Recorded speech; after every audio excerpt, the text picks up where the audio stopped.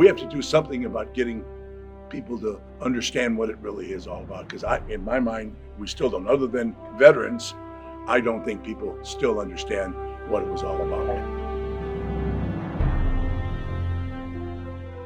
There's several events throughout my life that have kind of put into focus what this day means.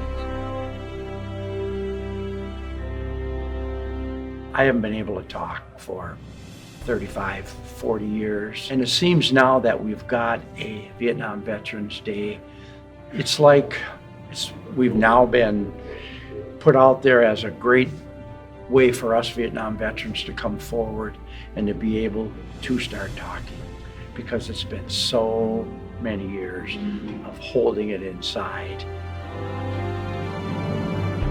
When the governor, made that official, it was fact that our military service was appreciated. Vietnam War veterans now have their own state holiday, and they'll celebrate for the first time on Saturday. Governor Tim Pawlenty signed the bill into law today, honoring Vietnam vets every year on March 29th.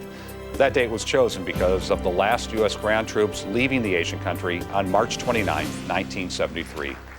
1,072 Minnesotans were killed in Vietnam, and 147,000 are considered Vietnam-era veterans. This day, March 29th, says to veterans, Vietnam veterans, welcome home. And thank you for your service. We didn't experience those things 50 years ago when I came back. Vietnam Veterans Day, to me, just ratifies all these things that I've experienced all my life of getting credibility to those that served in Vietnam at whatever position you were at, whether you were in the infantry or you were a clerk or you were a pilot or you were a medic or corpsman, whatever it was, it just justifies all the things that you should have been able to be proud of from day one that many of us hid or kept silent for 40, 50 years. When I enlisted in the Marine Corps, it was to serve my country, fulfill my military obligation. Never imagined that I would find people publicly condemning us for our military service. Like most Vietnam veterans, I just slipped into the shadows and avoided talking about Vietnam, or I didn't tell anybody I was in the service, didn't tell anybody I was in the Marine Corps. One generation of veterans will never forget another generation. And the reason for that is, back in those days, in 1970, the American people hated us. We were not a real popular part of the program. Vietnam veterans weren't even welcome in legions and VFWs. It's okay to hate war. It's absolutely okay to hate war. It's not okay.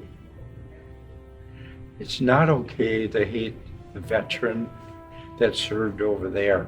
It was not okay. As I came into Minneapolis-St. Paul Airport when my tour was over, and to first-handedly feel what happened to me, how they spit on me and different things that day. I just really never talked about being a veteran myself.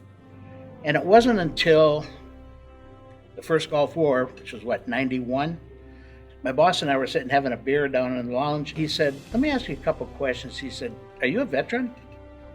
And I thought, oh crap, I gotta admit to my boss that I'm a veteran. Then he asked me if I was a Vietnam veteran. And I thought, man, I'm really screwed now. And I said, yeah, I am a Vietnam veteran. And then I had probably one of the biggest shocks I've ever had. He says, well, my son's a Green Beret, and he thinks you guys are the greatest thing in the world.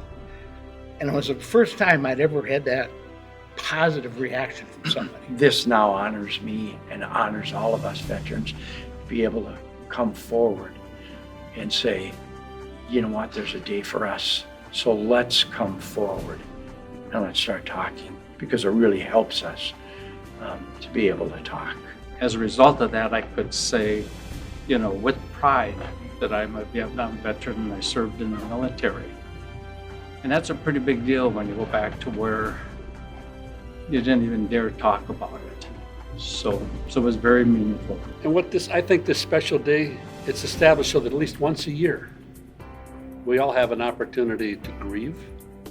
Vietnam veterans have an opportunity to reflect. And maybe we've got an opportunity to forgive. The sacrifices our veterans make, it's pretty incredible. I know many of my comrades have served extraordinarily well. Many were wounded in action, some were killed in action. Then to come back and not get the recognition that they needed is pretty devastating. So to go from that to where there's a day set aside honoring you, that's a pretty big deal. It's a pretty big change, and a very positive change. Vietnam Veterans Day is the coolest thing on the planet, and not only that, every year in Forest Lake, we have a Vietnam Veterans Day, which is attended by hundreds of people, and it's awesome. It's unbelievable. It's so much fun, and we get our recognition from each other as well. So I just don't want people in Minnesota to forget about Vietnam Veterans Day, because we've got a lot of us. My name is Terry Kivioya. I served in the U.S. Army in the 101st Airborne Division. I was in Vietnam July 69 to July 70. My name is Bill Straczynski. I was in Vietnam in 1967 and 1968, and I served as a combat medic with Company A, 1st Battalion, 26th Infantry Regiment in the 1st Infantry Division, the Big Red One. My name's Ron Lasuta. I was in Vietnam. 11th Armored Cavalry was my unit. I was a right gunner on a 113, and I was there from 2 September of 68 to 29 August 69 is when I was in Vietnam. Christy Sorrell, and I served in the Marine Corps in Vietnam from December of 1967 to January of 1968. My name is Jerry Myron, and I was in Vietnam 1968, 1969. Started out up in Quan Loy, Cambodian border, and then was down to Lai Kay, which they call Rocket City, because we got rocketed about 3 or 4 times a day because it was a helicopter point. No mission too difficult, no sacrifice too great, duty first. That's what this special day means to me. Thank you.